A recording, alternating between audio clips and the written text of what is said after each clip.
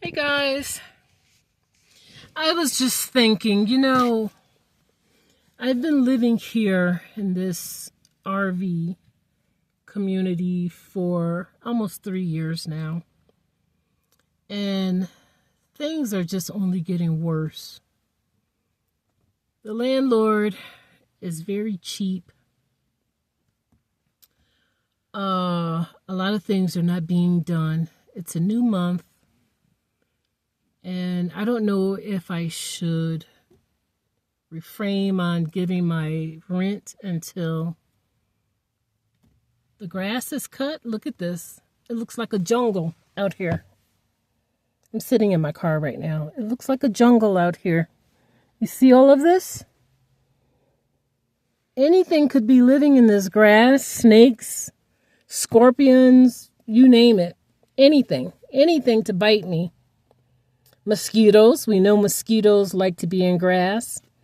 And mosquitoes carry West Nile encephalitis and Zika and malaria and other diseases.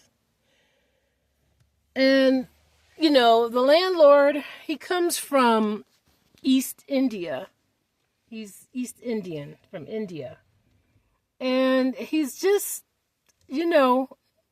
I don't know if he doesn't care or if he just cheap on the money or just wishing it would go away. Now, this morning, I heard somebody cutting the grass this morning. And over here in this field area, I don't know if you could see, there's nobody living here. There's nobody living out there in that space. And he cut the grass. The man cut the grass. Okay? He didn't hit over here where the tenants live at. I pay my rent every month, and I pay my rent on time. I don't have any issues with paying my rent. I pay my rent on time. And I don't complain that much. I try not to complain. But this is ridiculous. I'm just really tired of this, guys. There's come a time where you have to make changes, and I just may do that. I'm looking at some apartments or lower income apartments in other towns, and that's something that I've been thinking for a while of doing. The nice thing about living in a freestanding RV where it's by myself, I don't have to worry about neighbors above me, underneath me. The man next doors to me, he's okay. He's pretty chill. He has 2 dogs and his son, and they're pretty to themselves. I mean, for the most part, everybody's to themselves out here. But the maintenance people, or the so-called maintenance people, are local people that they hire. They're probably paying them cash, one of those kind of gigs. And they have to do their job. We know that. I don't know what type of arrangements. I know at one point the maintenance guy was living out here. Then he was fired. Then they rehired him again. The lady in the lobby, she did something. The police was always out here. She had her son. I think they were selling drugs out of these rooms, out of the hotel rooms. And she was fired, and they turned around and rehired her back. It's just a revolving, circle with these people. They hire people that they feel they can trust. They live in Denver. Okay, so they're living the good life in Denver, while I'm down here suffering, getting bitten up by mosquitoes because the grass is tall and we've been getting a lot of rain. And the man this morning is an idiot. He's an idiot for cutting the grass over here. Nobody is living over there. Nobody's living over there. Why couldn't he cut our grass this morning? He was already making noise. Why couldn't he cut the grass out here? I don't get it. People are so stupid and backwards. So I'm hoping that the landlord is going to be down here this week and see what's going on. He's entrusting these people to do the right thing. You know, they don't live out here. And then they have several properties. They have a hotel in New Mexico. They have a hotel here. And I think, oh yes, they have another hotel. They have at least 3 hotels that I know of, plus the RV park. And there's so much stuff going on in this place, so much drama. They're just renting out to anybody who says they need help, which is a good thing. I mean, you know, they helped me out a lot, but you can't do that for everyone. You can't just rent out to any and everyone.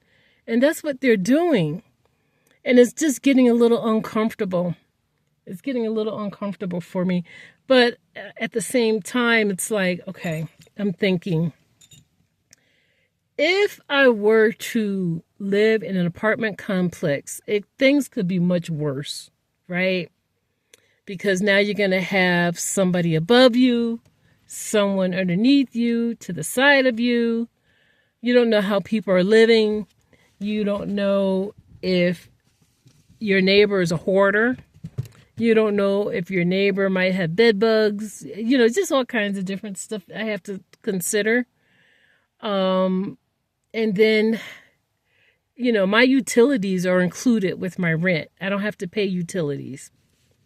I don't have to pay electricity. You know, my lights. I do get cable, which is connected to the hotel. So I don't have to worry about that. And on a good day, I get Wi-Fi.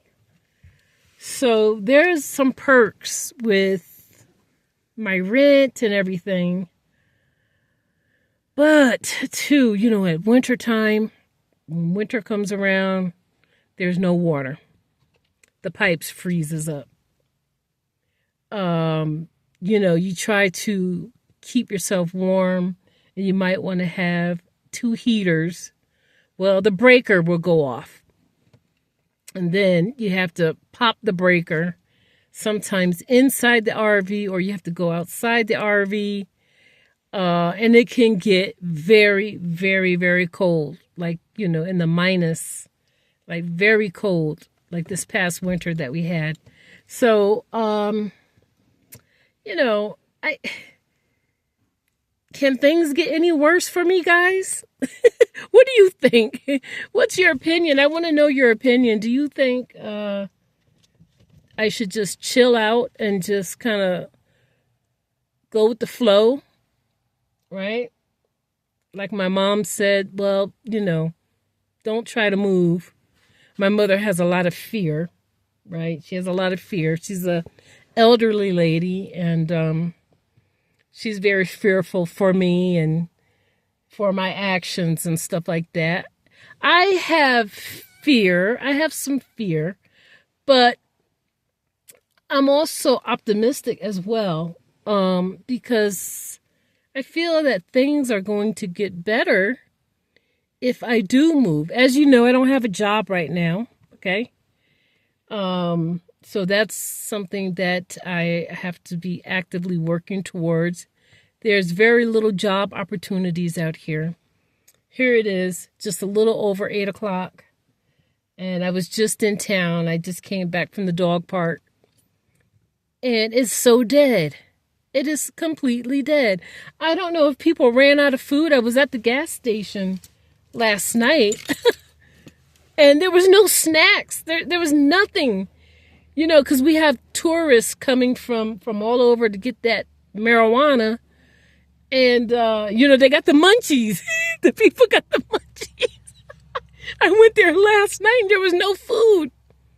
I'm telling you, there was no snacks or anything on the shelf. Nothing.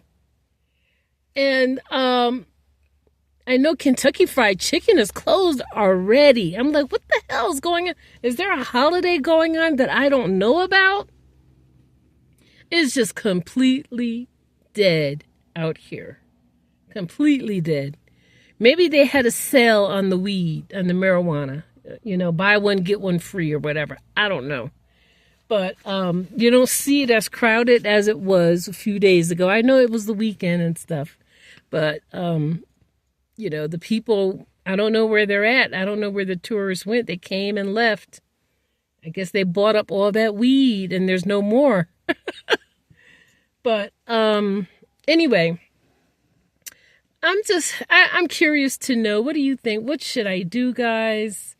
Should I just grin and bear it and try to hang in there and stay out here? And this lady, if you've been following me, you know that this lady right here, right across from me, she's cold-natured. She's an elderly lady. We live in the mountains, literally in the mountains. The elevation's very high up here. I don't know exactly what the elevation is, but I'll get that for you. And at night, the temperature drops.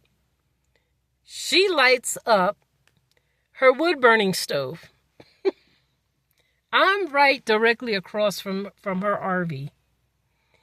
And I don't know what the hell this lady is burning. It doesn't smell like cedar. It doesn't smell like pine. I don't know. It smells like plastic sometimes. The smell is very pungent. It burns my eyes. It causes me to have a lot of phlegm in my chest. It bothers my pets. It bothers Simba and Rocky, the two of them. They can't deal with that smell. It goes right straight into my bedroom. I want to tell her so bad, lady, please, can you stop burning your wood or whatever, your trash or whatever you're burning to stay warm? I think the people across the way, they're responsible for their own electricity. Supposedly, they're supposed to be temporary. So the people living here are supposed to be temporary. This is the temporary area. People who are just kind of transients and passing through. And on my side is more stationary, people who are going to be here for a while. So that's on my side, like this gentleman, this older man right here. He's been here. I think this is his second year. This is his second year. That one's vacant right there. They can't seem to be able to rent that one out. I don't know what's going on with that RV. They probably need to do some upgrading and some repairs. This lady right here, she's been here for a while. You got people are constantly in and out. People passing through, whatever. So I'm getting so frustrated, guys. I just, and not only that, but the RV is small. It's tight quarters. I'm going to do a tour of my RV one day, guys. It's very small. The kitchen sink is very small.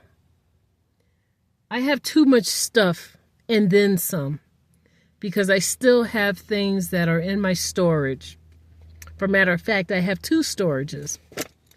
One back home in the Northeast and one in another part of Colorado. And I have to close that out because that's $75 a month. And my storage back home is $300 a month. And I have no access to it. I have no access to these storages.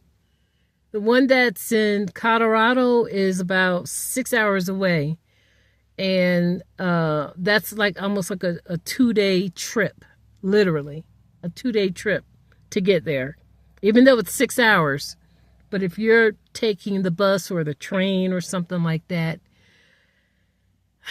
you have to go into another part of Colorado, and you have to spend the night at a hotel or somewhere, and then you have to, the next day, you have to get a bus. You can't miss that bus. It's only once a day.